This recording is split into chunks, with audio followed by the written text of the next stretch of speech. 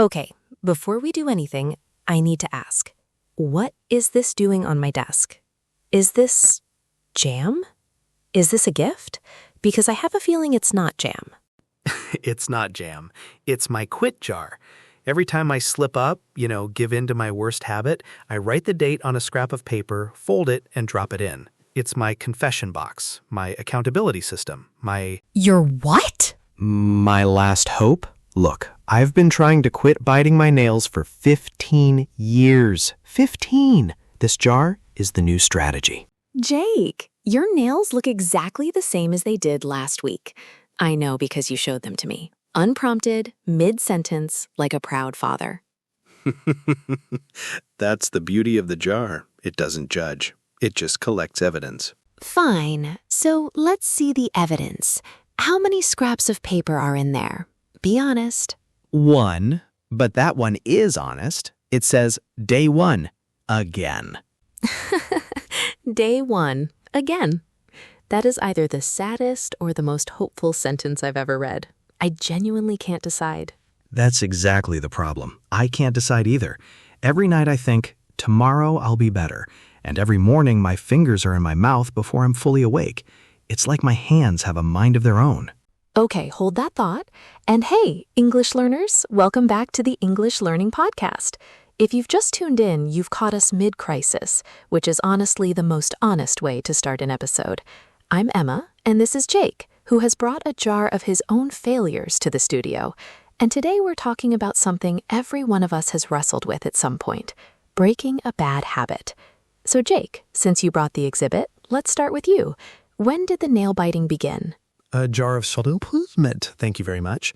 But yes, the nail biting. It began before I could tie my shoes, and it's a long, shameful story. I honestly can't remember a time without it. I was biting my nails before I could tie my shoes. My mom tried everything. Bitter nail polish, gloves, rewards, threats. When I was 14, she bought this awful polish that tasted like poison, and I bit through it anyway. True story. My grandma caught me and said, "You'll bite your fingers down to nothing one day." She was right. I'm down to nothing. Spiritually. Spiritually. Okay, so this is a lifelong habit. And you know what? I have one too. I'm just better at hiding it. Wait, really? You, the queen of good habits? The one with the evening routine and the 9 o'clock cutoff? What's your dark secret? Chocolate. Not normal, occasional chocolate. Stress chocolate. When I'm working and things get tense, my hand automatically reaches for the drawer. I told myself for years it was just a little treat. Then one day I found the wrappers under my keyboard, and I realized the drawer had become a crime scene. A crime scene? Under the keyboard? That's the behavior of a woman who knows exactly what she's doing. That's the thing. I didn't feel like I was doing anything. It was completely automatic. I'd be mid-report, stressed, and suddenly there was a chocolate wrapper in my hand. I don't remember the reaching. I just remember the arrival. That's what makes habits so sneaky, isn't it? They don't happen because you decide to do them. They happen because your brain is on autopilot. Doing things without thinking. The decision was made years ago, and now it just runs in the background, like an app you forgot to close. So let's break this down, because there's a famous way of thinking about this. The habit loop. It has 3 parts, a cue, a routine, and a reward. The cue is the trigger that starts it, the stress, the boredom. The routine is the behavior itself, and the reward is the little payoff your brain gets. So for me, the cue is boredom or anxiety. The routine is my fingers in my mouth. And the reward is, actually, what is the reward? It just feels like something to do with my hands, like a fidget, but free. And for me, the cue is stress. The routine is reaching for the drawer, and the reward is the sugar hit and, honestly, a tiny sense of rebellion. Like, you can't stop me deadline. So the reward isn't really about the chocolate then. It's about the feeling. The 5 seconds of, this is mine, nobody can ask me for anything. That's what your brain is actually hooked on. Exactly. And that's why just telling yourself to stop doesn't work, because you're not fighting the chocolate, you're fighting the feeling it gives you. And feelings don't listen to arguments. So that brings us to the big question. Why can't we just stop? Isn't it willpower? See, I want to push back here because I actually think willpower is real. I've quit things cold turkey before. Stopped suddenly and completely. And it worked. Sometimes. For a while. Sometimes for a while. That's the most honest description of willpower I've ever heard. And that's exactly the point. Willpower is like a battery. It's full in the morning and it drains all day. By 10 at night, after work and traffic and decisions, there's nothing left. That's when your habit shows up. So you're saying willpower isn't the answer. That feels like a cop-out, doesn't it? Like blaming the system instead of yourself. No, listen, I'm not saying willpower is useless. I'm saying it's unreliable. It works great when you're rested and calm, but habits live in the moments when you're tired, stressed, distracted. That's when the autopilot kicks in. You can't out-willpower a habit that's been driving the same route for 15 years. Okay, so what's the alternative? Because I need something better than try harder, which is the advice I always end up giving myself. The alternative is replacement. You don't just remove the habit, you swap the routine while keeping the cue and the reward. Same trigger, same payoff, different action. My psychologist friend calls it, don't fight the itch, change the scratch. Don't fight the itch, change the scratch. That's going on the poster. Okay, so give me a concrete example. I need one I can actually use. For my nail biting, I started keeping a pen or a small stone in my pocket. The cue, the anxiety, still shows up. The reward, something to do with my hands, still happens. But the routine changes. I fidget with the stone instead of biting. Same itch, different scratch. And I'm guessing this is where your jar comes in. Because even with a good replacement, you still slip up. That's why you're on day one again. Exactly. The replacement reduces the biting, but it doesn't erase it.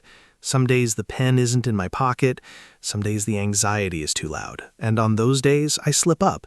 And before the jar, a slip used to feel like total failure. Like, well, I've ruined it, might as well give up. And the jar changed that? Because it just looks like a jar full of paperwork. It looks stupid, I know, but the jar changed the story. Before, a slip was invisible. I'd hide it, feel guilty, and start again silently. Now, a slip is honest. I write it down, I fold it, I drop it in, and I say out loud, I slipped today, and tomorrow I'll try again.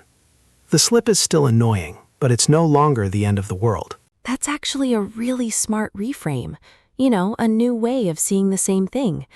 But let me go back to something you said, because I think it's the real heart of this. You said the anxiety is too loud. And I want to admit something about my chocolate. I wasn't always hungry. Sometimes I was tired. Sometimes I was bored. Sometimes I just wanted 5 minutes where nobody asked me for anything. The habit wasn't the problem. It was the solution to a different problem.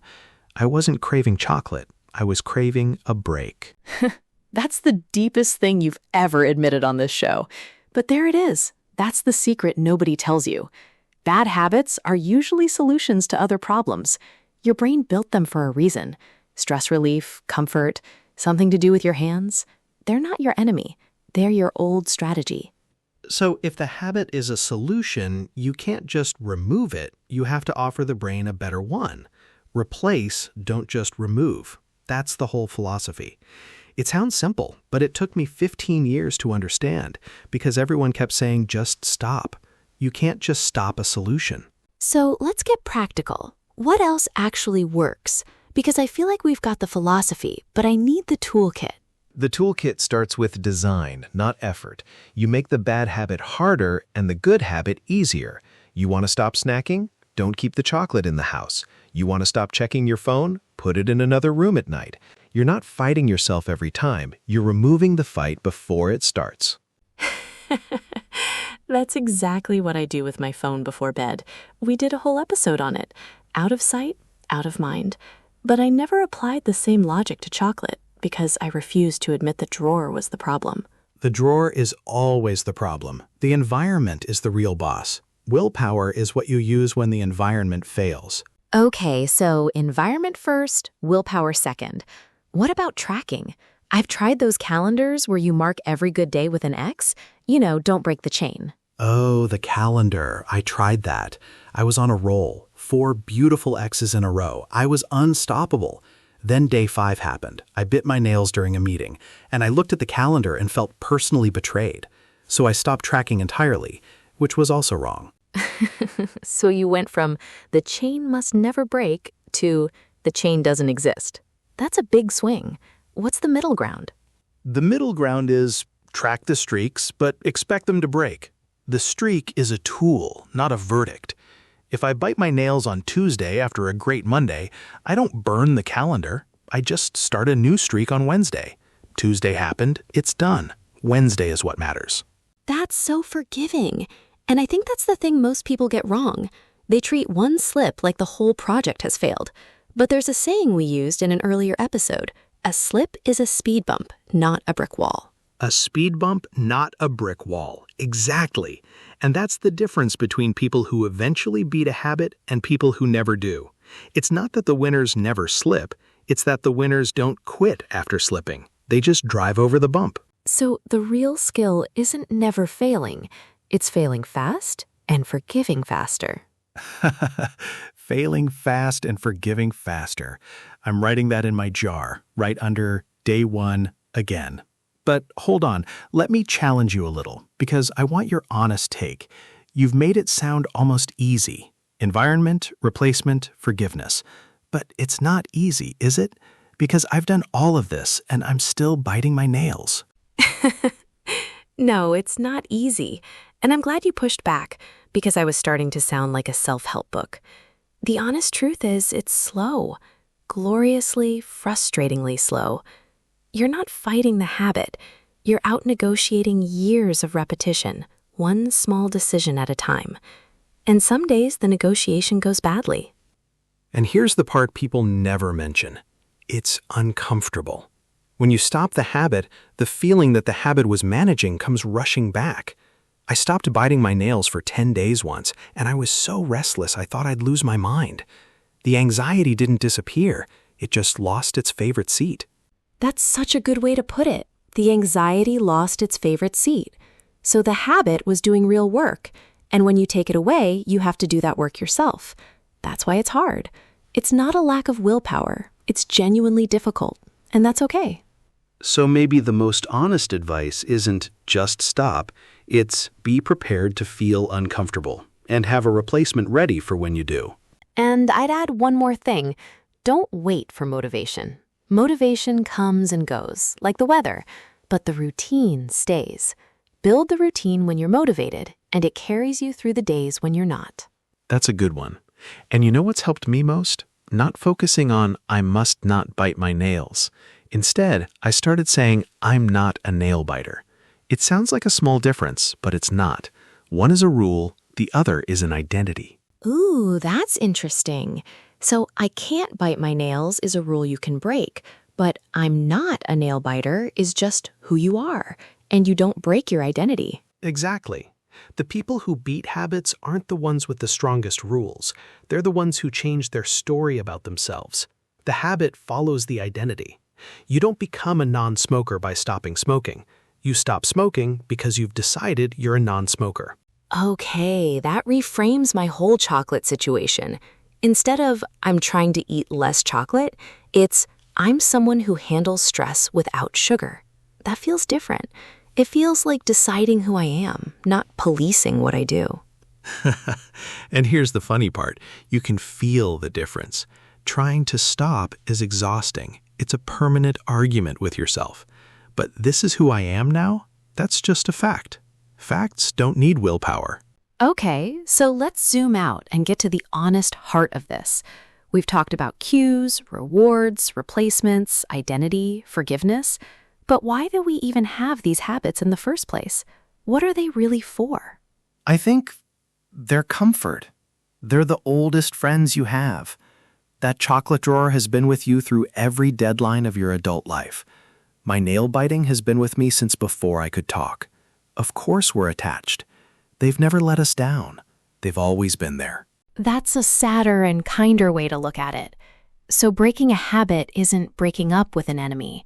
It's saying goodbye to an old friend who's outlived their usefulness and finding a new one. That's the most meaningful version of this I've ever heard. And it's why beating yourself up is so wrong. You're not punishing a failure. You're gently retiring an old strategy and building a new one. And speaking of building, you know what time it is. Time for Word Tour. Let's do it. For anyone new, this is where we slow down and take a proper look at the best words and phrases from today's conversation. And today, we've got a great crop. I'll behave, I promise. Mostly. First word, slip up. It means to make a small mistake in something you were trying to maintain.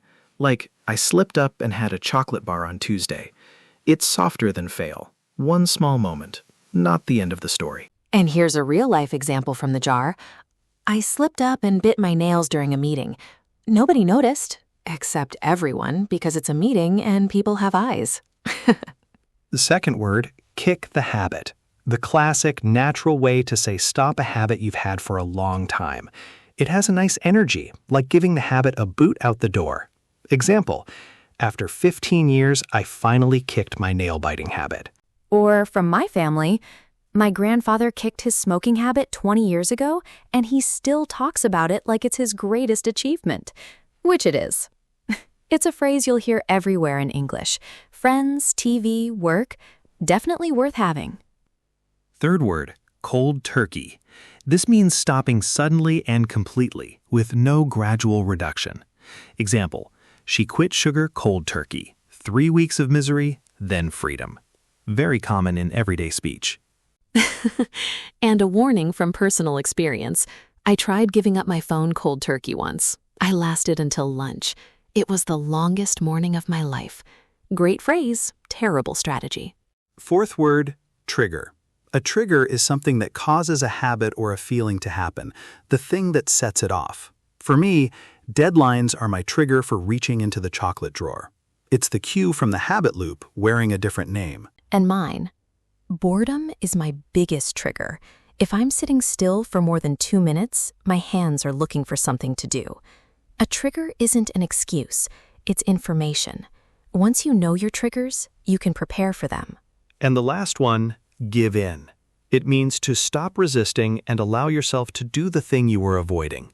Example, I tried to resist, but by Thursday I gave in and bought a bag of sweets. We all give in sometimes. The trick is what you do after. And the after is everything. I gave in on Tuesday, but I didn't give up. Giving in is a moment. Giving up is a decision. One happens to you, the other you choose. Okay, now for my favorite part. Say it better. There he is. For anyone new, we take a basic sentence, admit it's perfectly fine, and then upgrade it into more natural English. Sentence 1, the basic version, I want to stop eating too much sugar. Nothing wrong with it. It's clear and correct. But say it better. I'm trying to cut down on sugar. See the upgrade? Cut down on is the natural, idiomatic way to say reduce gradually. It's shorter, smoother, and exactly what a native speaker would say in the same situation. And it sounds like a plan, not a wish. Want to stop is a wish. Trying to cut down is a strategy. Next, basic. I stopped drinking coffee suddenly. Perfectly fine, but say it better. I quit coffee cold turkey. One tiny phrase, cold turkey, does the work of 5 words. It tells the whole story. Sudden, complete, slightly dramatic. That's the magic of idioms. They pack a lot into a little. Next, basic. I made a mistake and ate chocolate yesterday. Nothing wrong with it, but say it better. I slipped up and reached for the chocolate yesterday. Ooh, nice. Slipped up from our word tour is the natural phrase for breaking your own resolution. And reached for is more vivid than ate. You can picture the hand moving. It's a tiny movie instead of a statement. A tiny movie. Next, basic. It's really hard to stop this habit. Fine, but say it better. This habit is really hard to kick. Kick, from word tour again. English speakers pair kick with habit the way they pair salt with pepper. It's the collocation, the natural word partnership. Once you use it, you instantly sound more native. And the last one, basic. Stress makes me want to eat. Perfectly understandable, but say it better. Stress is a big trigger for me. And trigger is the precise word for what sets off a habit. A therapist would use it, but people say it all the time casually. Okay, we've done the words, we've done the sentences. Now let's land this properly, because I want to end on something real. Let's go back to where we started, this jar. I was teasing you about that one scrap of paper, day one again. But honestly, that's the most beautiful thing you've brought to the studio, because it's not a failure note, it's a promise. It says, I know I slip, and I'm still here. Beating a habit isn't a straight line. It's a circle that gets smaller. The jar, the star of the show. A circle that gets smaller. I'm putting that in the jar, right under the first note. And that's the phrase I'm taking with me today. Because I used to think success meant never reaching for the chocolate again. But that's not it. Success is reaching for it less, noticing sooner, and forgiving faster. And the phrase I'm taking? Replace, don't just remove. 15 years I spent trying to remove the habit, fighting it, hating it, failing at it. And the moment I started replacing instead of removing, everything got lighter. Same itch, different scratch. I'm taking that home. And for anyone listening who's got their own jar, their own drawer, their own day one again, this one's for you. Your habit isn't a moral failure. It's an old strategy. You can retire it gently and build something new, one day at a time, one slip forgiven, one small replacement at a time. And the best part? That advice works no matter what the habit is. Whether it's a jar, a drawer, or a phone in the other room, the principle is exactly the same. And hey, if this episode felt useful, or if you laughed at my jar, consider subscribing. It's free, it takes 2 seconds, and honestly, it keeps us honest. Knowing you're out there is why we bring our jars and our chocolate drawers to work every week. We appreciate every single one of you. And tell us in the comments, what habit are you trying to kick? We read everything. We might even cheer for you. And with that, take care. Keep learning, keep speaking. And remember, day one, again, isn't a failure. It's a fresh start, wearing yesterday's date. We'll see you next time. Bye, everyone. Keep your hands out of the drawer and your nails out of your mouth. And keep that jar close. It's not a witness against you. It's proof you're still trying. See ya.